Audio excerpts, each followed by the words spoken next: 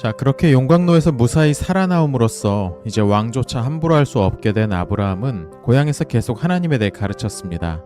이 일은 그의 아내인 사라도 함께 했는데요. 아브라함은 남성들에게, 사라는 여성들을 회심시키기 위해 노력했습니다. 유대 전설에서 사라의 지위는 꽤 높아서 그녀에게 예언적인 능력이 있었고 이 부분에서는 남편인 아브라함보다도 나았다고도 전해집니다. 사라는 선지자라고도 불렸죠. 한편 그렇게 아브라함을 풀어줄 수밖에 없었던 니므롯은 몇 년 후 한 꿈을 꾸게 됩니다. 창세기의 파라오나 다니엘의 느부갓네살의 꿈을 떠올리게 하는 에피소드죠. 꿈에서 그는 자신의 큰 군대를 몰고 아브라함을 던져 넣은 용광로 앞에 서 있었습니다. 그런데 아브라함을 꼭 닮은 사람이 칼을 든 채로 용광로 밖으로 걸어 나오더니 왕과 그의 군대를 맹렬하게 쫓기 시작했습니다. 왕은 두려움에 떨면서 급히 도망쳤죠. 그때 추격자가 달걀을 니므롯에게 던졌는데 그 달걀이 깨지면서 그 안에서 거센 물줄기가 터져 나왔고 그 물에 왕의 군대가 모두 수장되고 말았습니다. 그러자 다시 물줄기는 한데 모여 달걀로 변했고 이번에는 그 달걀이 부화하면서 그 안에서 나온 작은 병아리가 갑자기 왕의 얼굴로 달려들더니 그의 눈알을 뽑아버렸다는 내용이었습니다. 앞선 에피소드인 용광로에 던졌는데도 무사히 살아나온 아브라함이 꽤 충격적이었나 봅니다. 이런 꿈까지 꿀 정도면 트라우마가 되었다고 봐야겠죠. 전설치고는 나름 연계가 탄탄합니다. 그렇게 니므롯 입장에서는 악몽을 꾸다가 깨어났고 놀란 가슴은 좀처럼 진정되지 않았습니다. 그리고 자신도 모르게 몸을 떨고 있었죠. 아침이 되자 왕은 자신의 주술사들과 조언자들을 불러 간밤에 꾼 꿈이 어떤 의미인지를 물었습니다. 그러자 그중 한 사람이 이렇게 말했죠. 왕이시여, 이 꿈은 아브라함과 그의 자손들이 왕에게 가할 재앙을 미리 보여주는 것입니다. 이제 아브라함이 자신의 추종자들과 함께 반란을 일으켜 왕의 군대를 몰살시킬 것이 분명하니 그 전에 서둘러 아브라함과 그 추종자들을 죽여야 합니다. 니므롯은 이 말에 일리가 있다고 여겼고 그래서 아브라함을 제거할 수하들을 보냈습니다. 그런데 마침 그때 앞서 니므롯이 아브라함에게 선물로 주었던 엘리에셀이라는 종이 왕궁에 있다가 이 소식을 먼저 알았습니다. 그는 서둘러 아브라함에게로 달려가서 니므롯이 그를 죽이려고 사람을 보냈으니 몸을 피하라고 조언했고 아브라함은 엘리에셀의 조언대로 급히 집을 떠나 노아와 셈의 집에서 한 달간 숨어 있었습니다. 뒤늦게 니므롯이 보낸 암살자들이 도착했지만 어디서도 아브라함을 찾을 수 없었습니다. 결국 한 달 동안 소득이 없었던 그들은 돌아가서 왕에게 이 소식을 전했고 그러자 니므롯도 아브라함에 대한 관심을 더 이상 갖지 않게 되었죠. 얼마 후 니므롯의 관리였던 데라가 아들인 아브라함이 숨어있는 곳을 찾아왔습니다. 아브라함은 아버지에게 니므롯의 포악함과 그가 언제 자신과 가문을 몰살시킬지 모른다는 점을 언급하면서 니므롯이 주는 재물보다 더 중요한 것을 따라 이곳을 떠나자고 아버지를 설득했습니다. 이 설득은 노아와 셈도 함께 거들었죠. 이들도 아직 살아있었나 봐요. 전설을 읽다 보면 자주 연대가 뒤섞이는 모습을 볼 수 있는데요. 이 부분도 그중 하나입니다. 결국 데라는 고향을 떠나기로 결심합니다. 아브라함과 롯이 가문에 속한 사람들을 다 거느리고 함께 길을 나섰죠. 이들이 목적지로 정한 곳은 메소포타미아 북쪽의 하란이었습니다. 하란 땅은 아름답고 그 거주민들도 선하다고 알려져 있었기 때문이죠.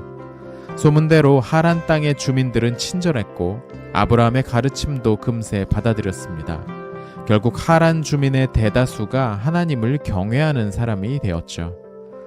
하나님은 아들 아브라함의 말을 따라 자신의 고향을 떠나 낯선 땅으로의 이주를 결행한 데라에게 복을 주셨고 이 때문에 데라는 아들이 왕처럼 큰 권세를 얻는 모습을 볼 수 있었습니다. 여기서 다시 한번 전설은 창세기의 기록과 차이를 보이는데요. 창세기에서 데라는 하란에서 죽었고 이후 아브라함은 가나안으로 다시 한번 이주를 해 그곳에서 아들을 낳습니다. 하지만 전설에서는 데라가 꽤 장수해서 이삭이 35살이 되었을 때까지 살다가 세상을 떠났다고 하죠.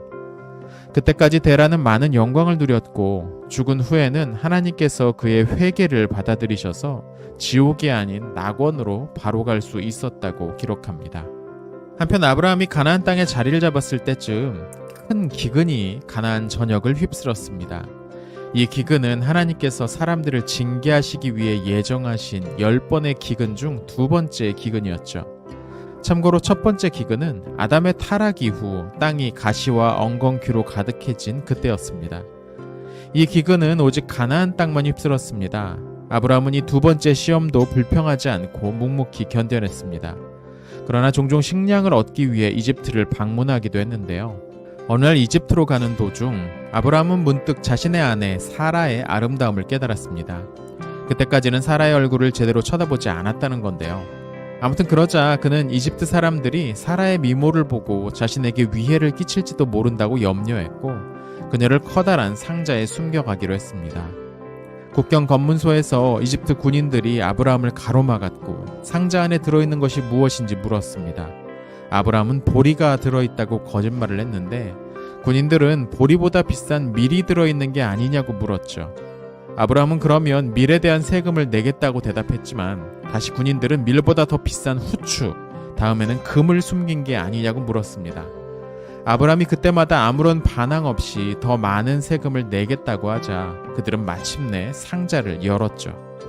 상자 안에서 나온 사라의 미모는 곧 그 자리에 선 모든 사람들을 감탄하게 만들었습니다. 전설에 따르면 이집트 전체가 사라의 미모로 눈이 부셨다고 하죠. 결국 이 소식은 파라오의 귀에도 들어갔고 파라오는 자신의 군대를 보내 사라를 왕궁으로 데려오도록 명령했습니다. 아브라함은 크게 슬퍼하며 하나님께 기도를 했습니다. 그러자 곧 천사 한 명이 사라에게 나타나 아무 걱정도 할 필요가 없다고 위로했습니다. 파라오는 사라에게 함께 온 남자가 누구냐고 물었고 사라는 자신의 오빠라고 대답했습니다. 그러자 파라오는 아브라함에게 높은 지위와 많은 재물을 주겠다고 약속했죠. 그리고 사라의 마음을 얻기 위해 각종 금과 보석들을 선물로 주었고 훗날 히브리인들의 집단 거주지가 되는 고센 지방을 지참금으로 주는 혼인 계약서를 작성했습니다. 또 이때 파라오는 자신의 딸 중 하나인 하갈을 사라에게 종으로 주기까지 했습니다. 하갈이 이집트 사람이라는 성경 기록을 조화시킨 거죠. 그날 밤 파라오가 사라의 방으로 돌아오자 또다시 한 천사가 몽둥이를 들고 사라 옆에 섰습니다. 하지만 파라오는 그 천사를 볼 수 없었죠. 파라오가 사라의 신발을 벗기려고 하자 천사는 그 손을 곤봉으로 내리쳤고 다시 파라오가 사라의 옷에 손을 대자 두 번째 일격이 가해졌습니다. 그리고 곧 파라오의 왕궁 사람들과 그 궁궐의 담벼락, 침상에 나병이 발생했습니다. 이날은 니산월 15일이었죠. 겁에 질린 파라오는 왕국의 제사장들에게 자기가 어떻게 하면 이 재앙으로부터 벗어날 수 있는지를 물었습니다. 그들은 사라를 데려왔기 때문이라고 대답했고 그러자 파라오는 아브라함을 불러 사라의 몸에 전혀 손을 대지 않았다고 맹세하며 그녀를 돌려보냈습니다. 자신은 사라와의 결혼을 통해 그 오빠인 아브라함과 우호적인 관계를 맺기 원했을 뿐이라며 사과와 함께 많은 보물도 선물로 주었죠. 이후 이집트에서 3개월을 보낸 아브라함은 다시 가나안 땅으로 돌아왔습니다. 전설에 따르면 이집트에 머무는 동안 아브라함은 그 땅의 현자들에게 당시 알려지지 않았던 천문학과 점성술을 가르쳐 주기도 했다고 하네요.